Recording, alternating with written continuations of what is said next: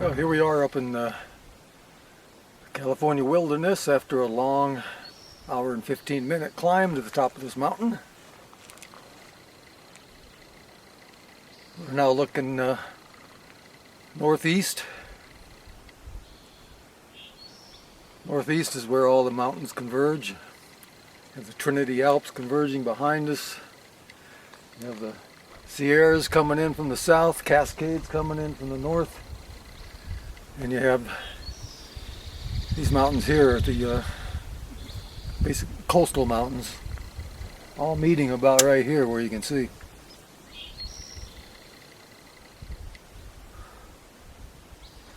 Well, I've had to get back in condition after being off the bike for almost a year. The only riding I did is in town for errands and groceries.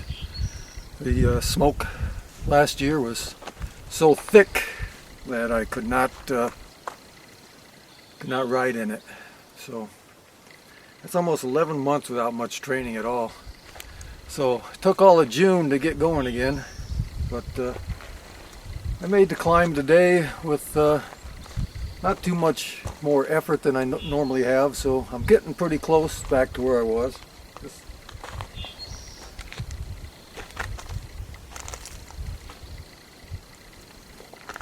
Yeah,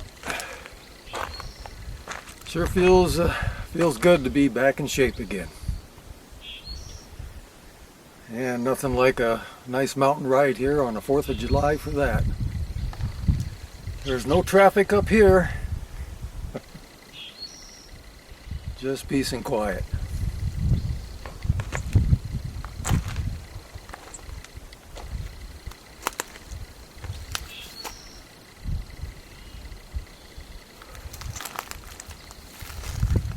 Yes, sir.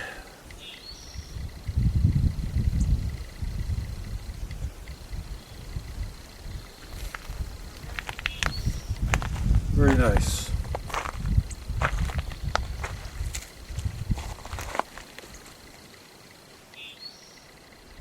So I'm up on top of South Fork Mountain right now.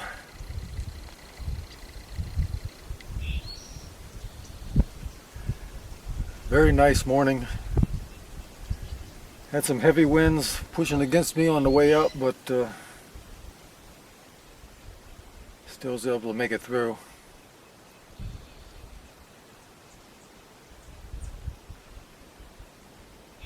Yep, it sure feels bad to be out of shape, and it sure feels good to be getting back in. And I hope this video inspires people to stop watching sports and begin doing sports. This whole competitive sports thing is kind of a strange deal where we're just basically watching whoever's got the best genetics is going to win. You're given the same amount of training, same amount of discipline, same purity of life. You'll never be able to compete with lower genetics with a higher genetics. And that's just something you're born with. So I don't watch sports anymore. Don't care about them. I think they should just combine them all into one sport. It shouldn't be just combine the women's, the men's, anybody who wants to be in it, any age, just put them in it and let them compete. So many drugs being used now that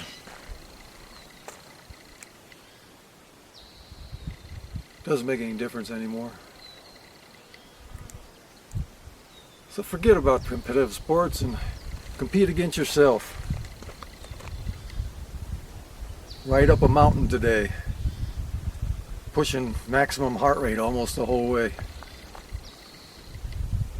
Yes, sir. Compete against yourself. See if you can be stronger tomorrow according to your training today.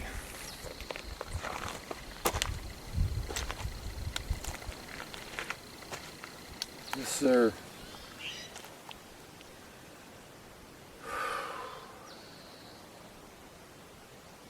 Sure do like it up here. California, northern wilderness.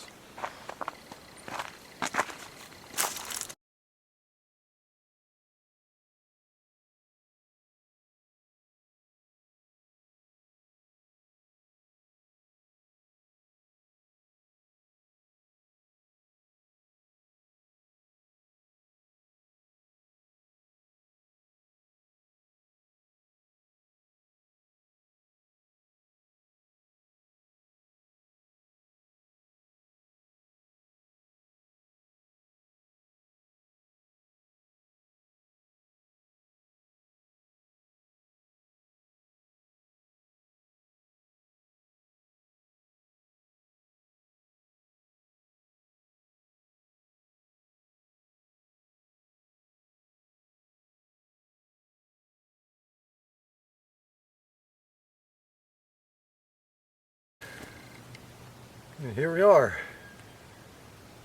Welcome to the Northern California wilderness. Today I got my trusty mountain bike with me, and this is my third year with it now. This is my first fat bike. People don't call this a fat bike because it's got 3-inch tires instead of 4, 4.5, or 5s, but it is definitely a fat bike. Just because it has 3-inch tires doesn't mean anything. 3-inch tires around here with this hard pack is a perfect compromise. I don't need 4 and 4.5s because these 3s will soak up at 10, 15 psi, and the pressure will soak up all those little rocks that would normally chatter me to death. Even with a suspension fork, it didn't help one bit on a conventional mountain bike. As soon as I went to this fat bike with 3-inch tires and low pressure, all of a sudden rolling over all these chattery rocks are very easy now.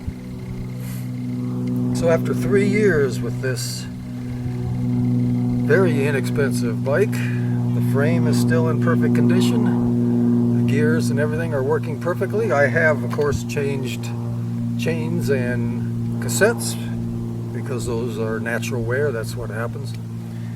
And that's about it. I have not changed any brake pads. I have cleaned the rotors. That's about it. I haven't even lubed the cables, and it's still shifting perfectly. So, and of course, you know, these are those Tektro brakes. These are the what are they? Can't remember. But love these brakes. Absolute wonderful mechanical brake. I've also gone through a set of tires on this bike too, so plenty of miles over the last 3 years with this, all in the extremes up here in the California wilderness. So All the components on here have proven to be very strong. And they are basically just a plain old Suntour crank. Not even the XCT, just a plain old Suntour crank. 22, 32, 42 gears. It's Acera shifting, derailleurs front and rear, Acera 8-speed combination. This is the combination lever, so you got levers and shifters in the same design. So if one breaks, you replace everything. But they are working perfectly. Levers don't have flex, the brakes don't have flex. The Tektro brakes don't have flex. It's just been a wonderful bike. And the reason I'm calling this a fat bike, because you can't put 3-inch tires on a regular mountain bike. Maybe you can on some very extreme models, but most of them will not accept 3-inch tires. This one accepts 3. It has a very wide fork that would accept 4-inch tires. It has the extra wide bottom bracket that only comes on fat bikes, and it has the extra wide chainstays that only come on fat bikes. There's still, with a 3-inch tire, almost 3/4 of an inch of space in between the tire and the chainstay, and that's the most critical spot. Everybody, I don't know why they don't show that, but got plenty of room on the fork, plenty of room in these on the seat stays, but it's the spot down here that determines what size tires you can use.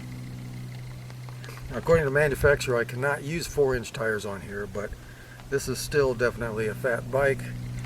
It is non-suspended. The tire pressures make up all the suspension.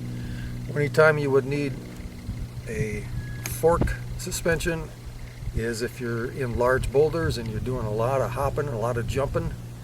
That would surely save your body over the day with the shocks soaking that up. And of course, rear suspension if you're actually doing some flight. You're actually getting both wheels off the ground for an extended time. Then again, full suspension would definitely help. But I don't do any of that stuff around here. I just need something to take the wear and tear off my body of the constant chattering rattle of these baseball-sized rocks that are just everywhere. There's no place where the trail is just plain dirt. It's always rock covered, and it always beat the heck out of me, and I only rode once a week. But this bike with these tires at 10-15 psi are lessening the shock by at least 50%. It's not really bothering me that much. It takes some really bouldery kind of large rocks before I start really getting a pounding again. So this is the long-term test of the gravity. Now you can't, like I said before, this is the knockout. They don't make this one anymore. You can buy the frame set alone, but you can't buy the bike anymore.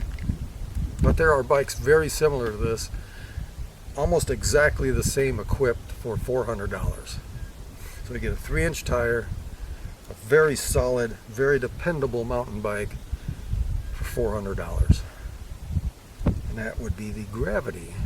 And I will find out what the name of this is and put it on the video in text. The one that's still being sold today.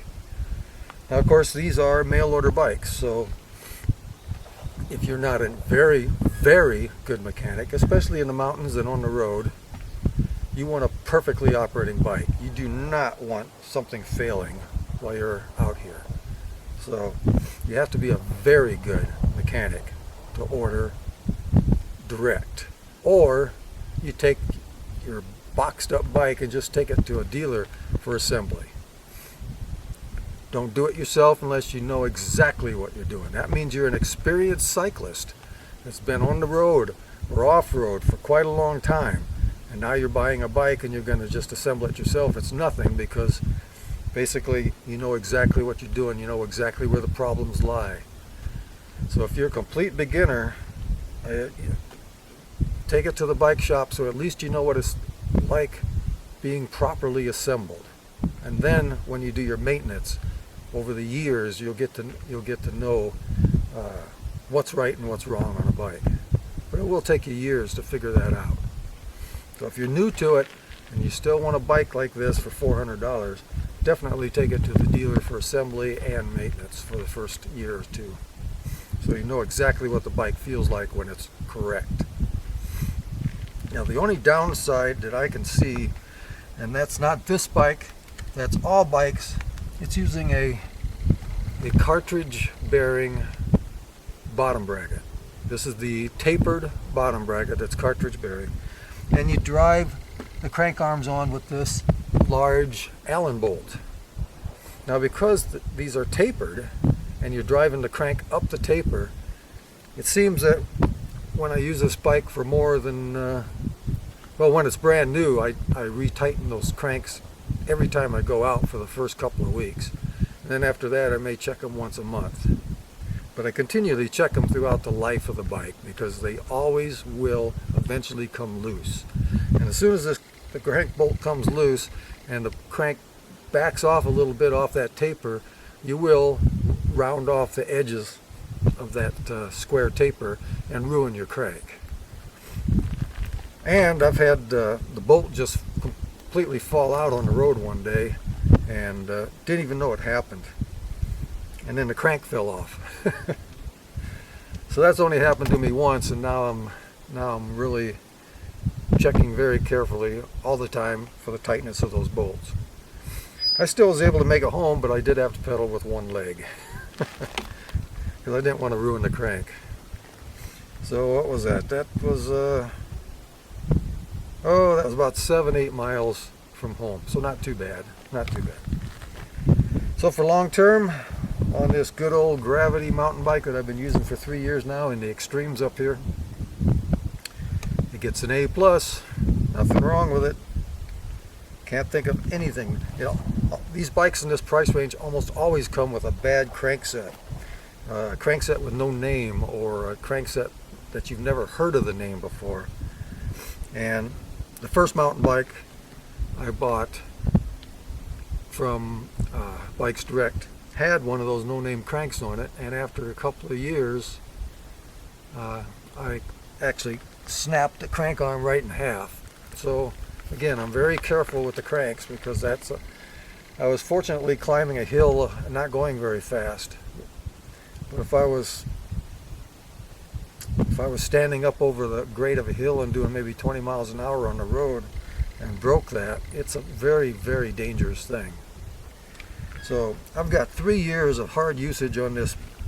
No, Suntour's got their name on it, but normally Suntour's been putting their XCT cranks on these bikes.